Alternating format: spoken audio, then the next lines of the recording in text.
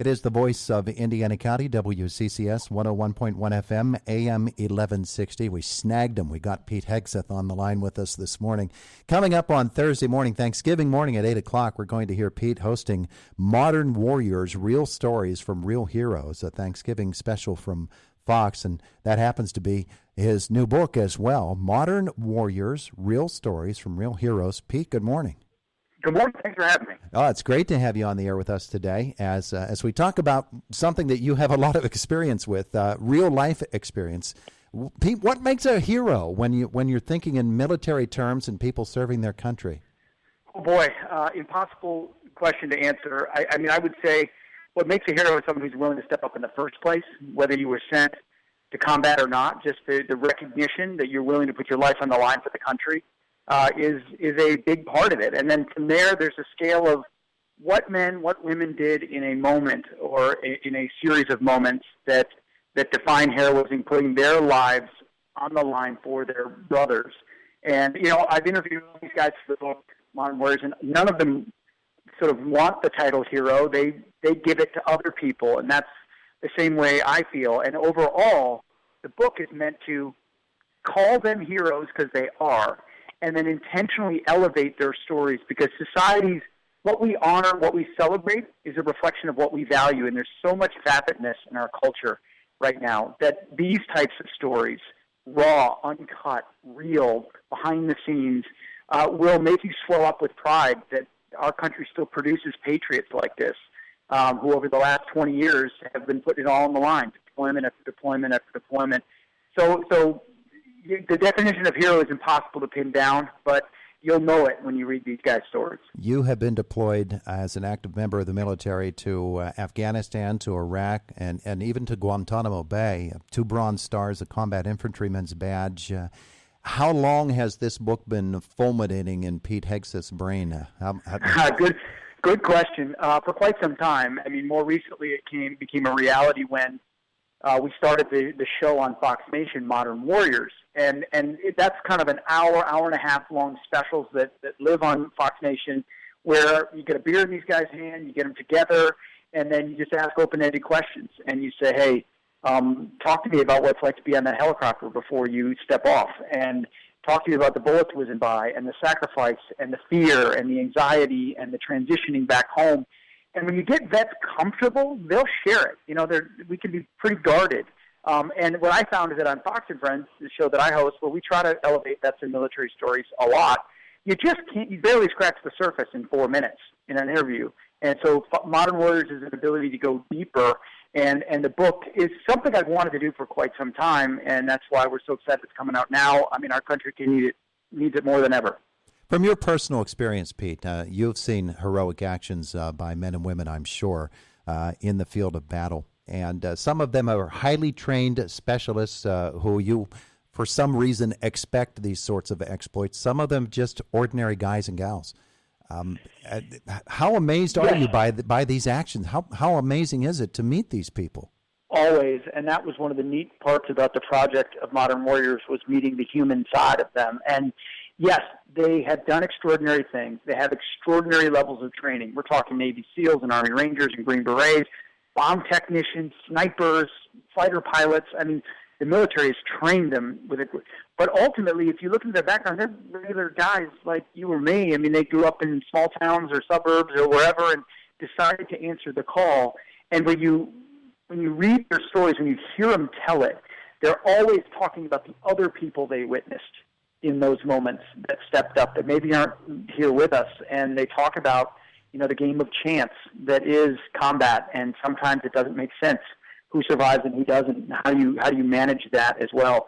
This is the real 1% of America. We talk about the 1% and all of that. Mm-hmm. Now, it's these guys that answered the call, stepped up, still serve today, and then have found a way to transition and extend their service in meaningful ways once they came home. That characteristic of somebody doing those heroic deeds seems to shine through in every story, that selflessness, that looking at others as the real heroes. It wasn't me, it was them, it was the people around me. Are there other common things that on this side of what they did to earn their medal or to earn the esteem, are there other common things that you notice about these folks? You notice the brotherhood, the sheer love for each other that they have, and that brotherhood obviously is in the units they were with and the men they knew directly. But even in the Modern Warriors specials, there's a mini brotherhood that exists even if they didn't know each other before the cameras turned on, because the situations are so similar.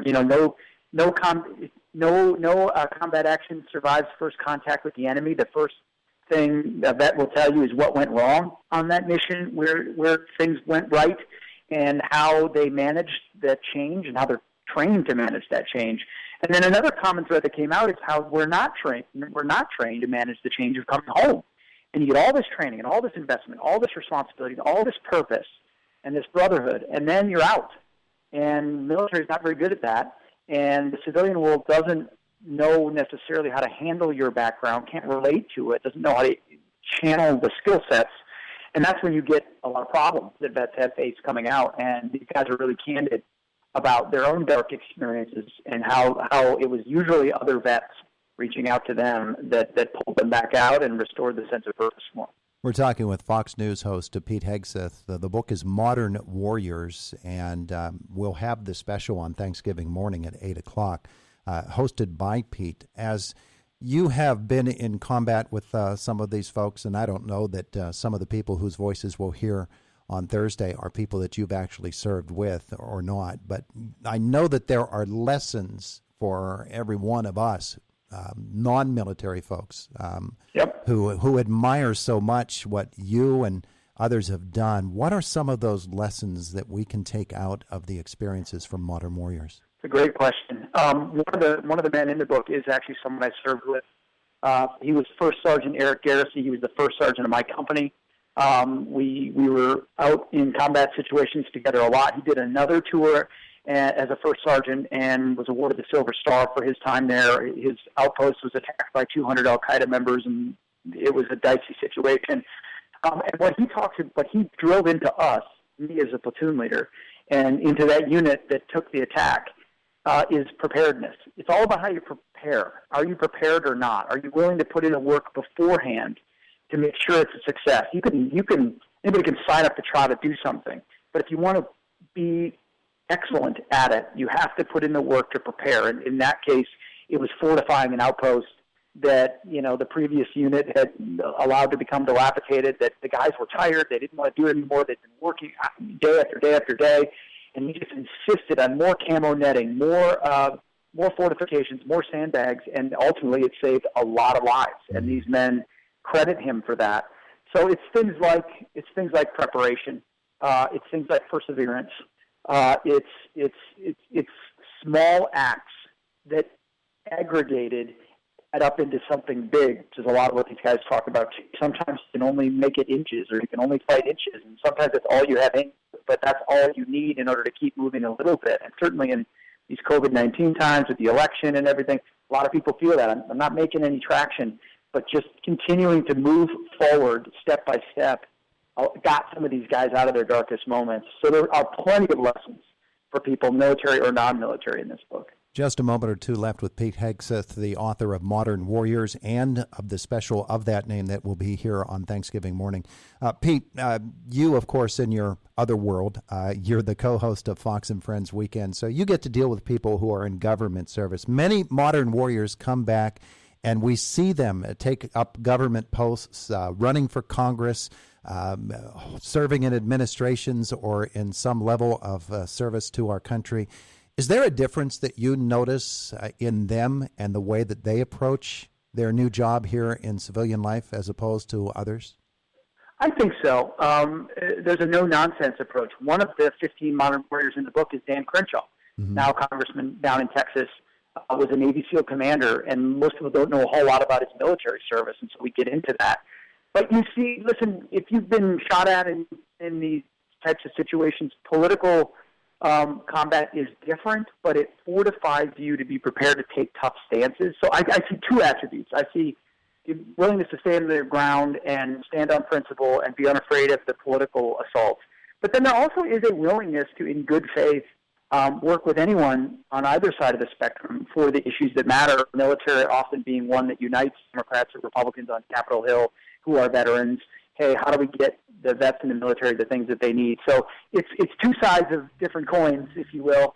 They can be dug in because they know what's right, and then they're also willing, though, to come out of that foxhole and work together with other vets they know revere the Constitution and aren't sheer ideologues. Modern Warriors by Pete Hegseth. Get the book. By all means, watch on Fox Nation and listen on Thursday morning, Thanksgiving morning, for the special hosted by Pete, Modern Warriors. Pete, thanks so much for spending some time with us today. Thank you. My pleasure. Have a great day. You too. It is the voice of Indiana County, WCCS, 101.1 FM, AM 1160. AM